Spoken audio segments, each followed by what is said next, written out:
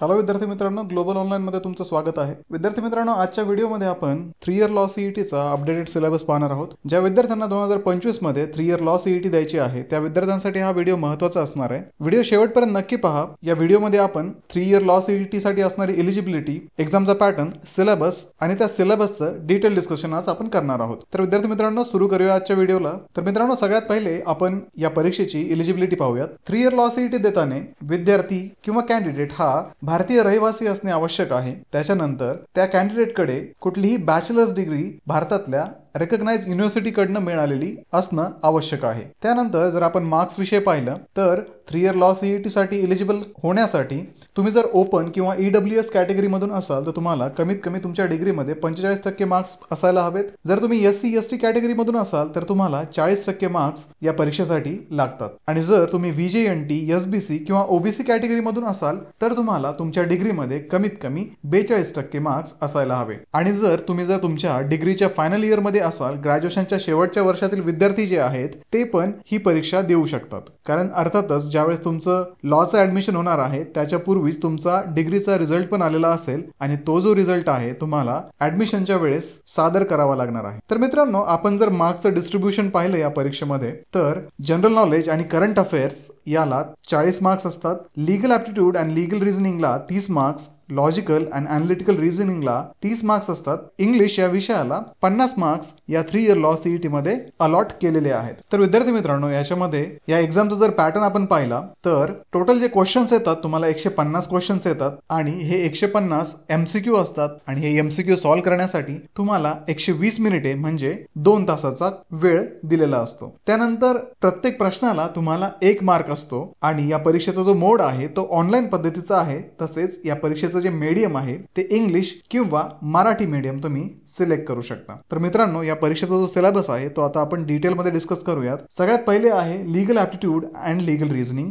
जो की 30 मार्क्सचा सिलेबस या एक्झामसाठी आहे. तर हा जो लीगल ऍप्टिट्यूड आणि लीगल रिझनिंग सब्जेक्ट आहे, या सब्जेक्टमध्ये या परीक्षा देणाऱ्या विद्यार्थ्यांची लॉ विषयी असणारी आवड या विषयातून तपासली जाते. तुम्हाला लॉ विषयी किती बेसिक माहिती आहे या सब्जेक्ट मधून चेक केलं जातं. तर मित्रांनो, लीगल ऍप्टिट्यूड आणि लीगल रिझनिंग मध्ये Indian constitution, torts, contracts, criminal laws, legal terms and maxims, legal GK, practising principle and fact based questions या टॉपिक मधून या सब्जेक्टसाठी एमसीक्यू विचारले जातात. तर मित्रांनो, सगळ्यात सुरुवातीला तुम्ही इंडियन कॉन्स्टिट्यूशन पासून सुरुवात करा. इंडियन कॉन्स्टिट्यूशन एकदा व्यवस्थित केल्यानंतर तुम्हाला legal GK, tort, contracts, criminal law आणि लीगल टर्म्स अँड मॅक्सिम्स हे सगळे जे टॉपिक आहेत ते करणं सोपं जाईल. तुमची जी बेसिक टर्मिनॉलॉजी आहे ती इंडियन कॉन्स्टिट्यूशन मधून परफेक्ट होईल. एकदा ती परफेक्ट झाल्यानंतर तुम्ही पुढचे टॉपिक इझिली हँडल करू शकता. तर विद्यार्थी मित्रांनो, ग्लोबल ऑनलाईन मध्ये आम्ही या सगळ्या सब्जेक्टचे लाईव्ह क्लासेस सुरू केलेले आहेत. दरवर्षी ग्लोबल ऑनलाईन मध्ये लाईव्ह बॅचेस घेतले जातात. तर 3 इयर लॉ सीईटी साठी पण या वर्षीची लाईव्ह बॅच आम्ही सुरू केलेली आहे. त्यानंतर पुढचा जो सब्जेक्ट आहे तो आहे general knowledge with current affairs. हा 40 मार्क्सचा सब्जेक्ट आहे.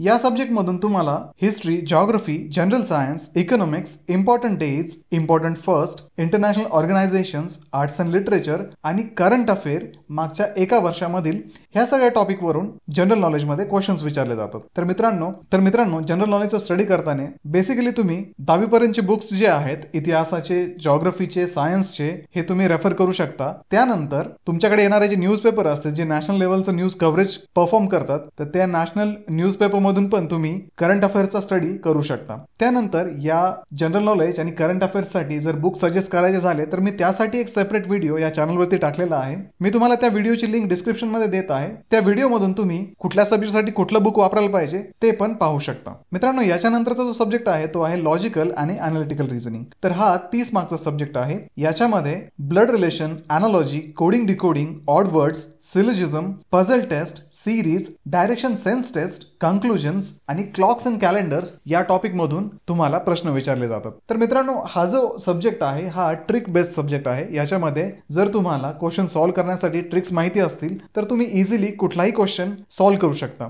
तर ग्लोबल ऑनलाईन मध्ये आमच्या लाईव्ह क्लासेसमध्ये आम्ही या ट्रिक्स विद्यार्थ्यांना देतो जेणेकरून विद्यार्थी या टॉपिकवरचे जे क्वेश्चन्स येतात ते इझिली सॉल्व्ह करू शकतात. आणि हे जे लाईव्ह क्लासेस आहे तुम्हाला रेकॉर्डेड फॉर्मच्या स्वरूपामध्ये पण अवेलेबल असतात. इन केस जर तुम्हाला लाईव्ह क्लासेसच्या वेळेमध्ये क्लास अटेंड करायला जमलं नाही तर तुम्ही तुमच्या वेळेनुसार तो व्हिडिओ कधीही रेफर करू शकता। सोबतच आम्ही ग्लोबल ऑनलाईन मध्ये या सगळ्या विषयाच्या नोट्स पण प्रोव्हाइड करत आहोत आणि या ज्या नोट्स आहेत त्या लेटेस्ट सिलेबसने अपडेट केलेल्या आहेत आणि तुमची एमसीक्यू ची मॅक्सिमम प्रॅक्टिस होण्यासाठी आम्ही या बॅचेस मध्ये 2000 पेक्षा अधिक एमसीक्यू ची बँक प्रोव्हाइड करतो, जेणेकरून तुमची एमसीक्यू ची पुरेपूर प्रॅक्टिस व्हावी। कारण विद्यार्थी मित्रांनो, जसं की आपण पाहिलं याच्यामध्ये 150 क्वेश्चन्स येतात आणि ते सगळेच्या सगळे क्वेश्चन हे एमसीक्यू बेस्ड असतात। त्यामुळे तुम्हाला एमसीक्यू ची मॅक्सिमम प्रॅक्टिस करणं हाच एक पर्याय ही एक्झाम क्रॅक करण्यासाठी आहे। तर विद्यार्थी मित्रांनो, याच्यानंतर जो सब्जेक्ट आहे तो म्हणजे इंग्लिश, ज्याला 50 मार्कचं वेटेज आहे। तर या सब्जेक्ट मधून व्होकॅब्युलरी, डायरेक्ट इनडायरेक्ट स्पीच,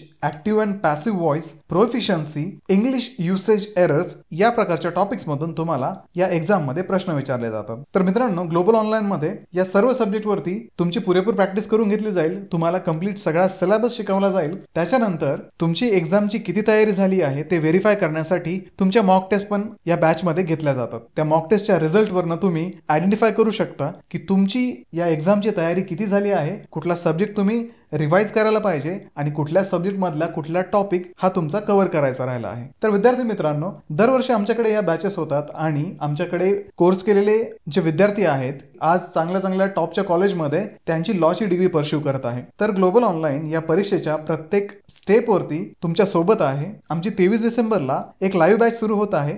तर ती बॅच जॉईन करण्यासाठी तुम्ही स्क्रीनवरती दिलेल्या नंबरवरती कॉन्टॅक्ट करा किंवा प्ले स्टोरवरती जाऊन ग्लोबल ऑनलाईन ॲप डाउनलोड करून तिथेही तुम्ही हा कोर्स परचेस करू शकता।